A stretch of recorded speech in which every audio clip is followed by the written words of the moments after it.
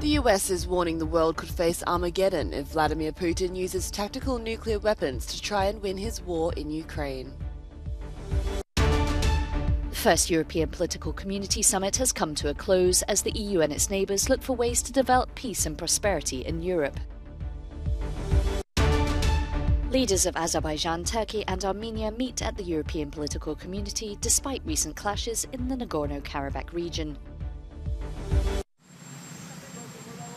A stern warning from the US president. The risk of a nuclear Armageddon is at its highest level since the 1962 Cuban Missile Crisis. Biden says Russian President Vladimir Putin was not joking when he spoke of using tactical nuclear weapons after suffering setbacks in his war in Ukraine. Ukrainian President Volodymyr Zelensky told an Australian think tank NATO should consider preventative strikes if Moscow decides to use nuclear weapons. In a sign of tension, Zelensky's press secretary later explained that the president meant preventative sanctions and not strikes. What should NATO do? Eliminating the possibility of Russia using nuclear weapons. But above all, I again appeal to the international community, as I did on the February 24th. Preventive strikes, so Russia knows what will happen if they use them.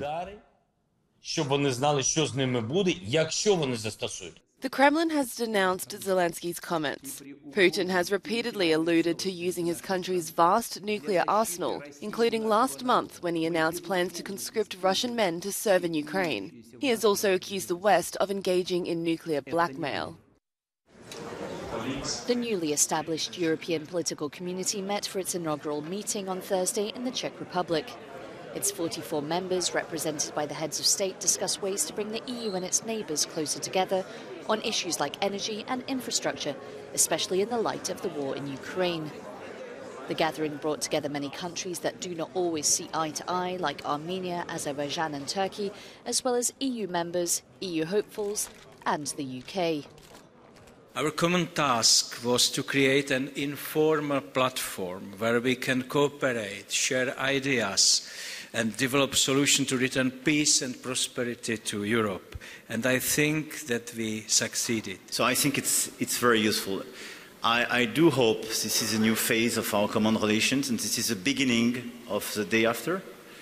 But our willingness is clearly to engage, to have concrete projects and to work all together for the unity of our continent, especially in these very challenging times, and for the interests of our people.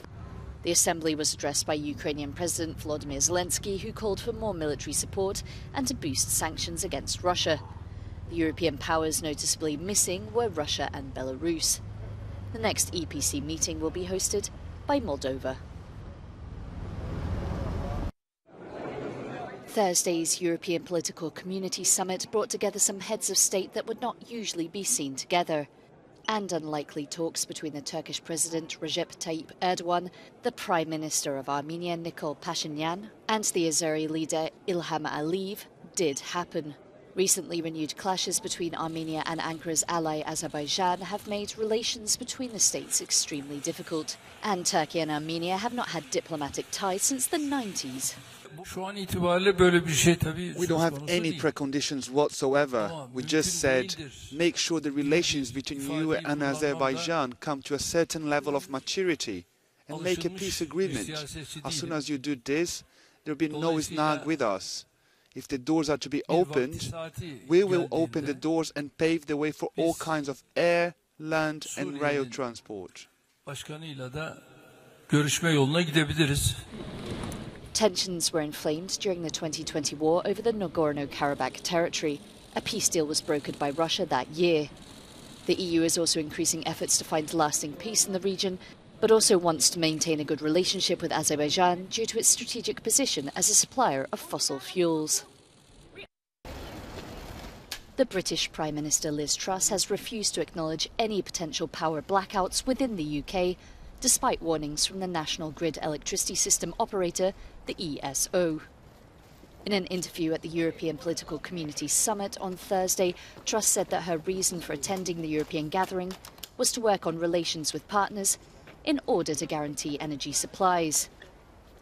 She also insisted that the UK could get through the winter. However, Britain's National Grid has said that planned 3-hour blackouts could be imposed in some areas if gas supplies fall short of demand. The body also added that the risk of temporary power cuts could be avoided with help from the public. Last year, 43% of Britain's electricity was provided by gas-fired power plants. However, 2 gigawatts from coal-fired power plants are on standby in the event of a loss of imports from France, Belgium and the Netherlands.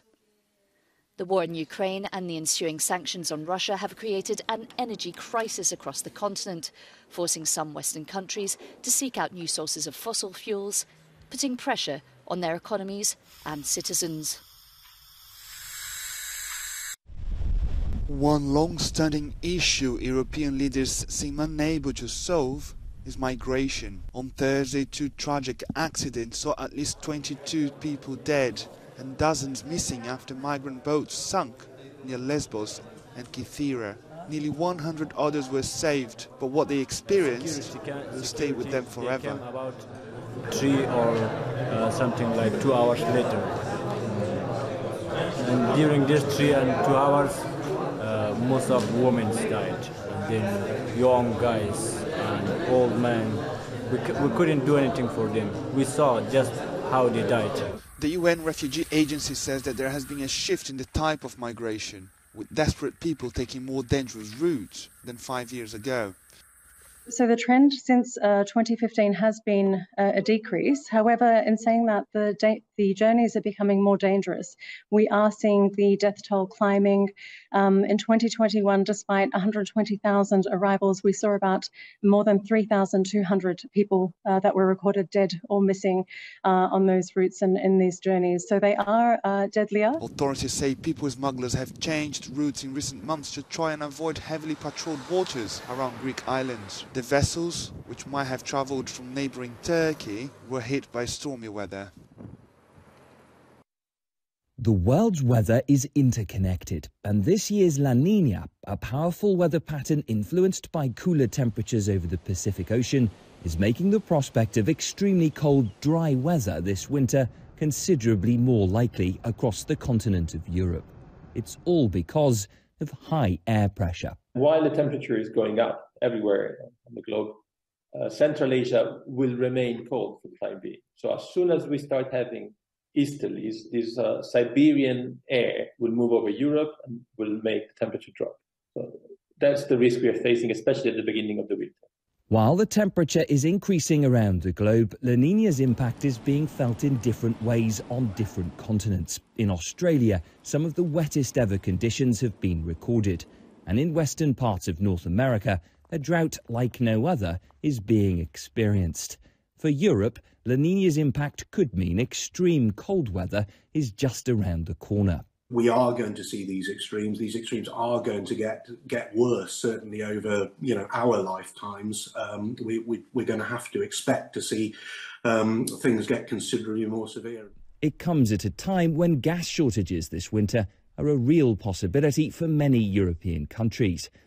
And for Londoners Eileen and Michael O'Keefe, the timing could not be worse. The cost of making a cup of tea has already tripled.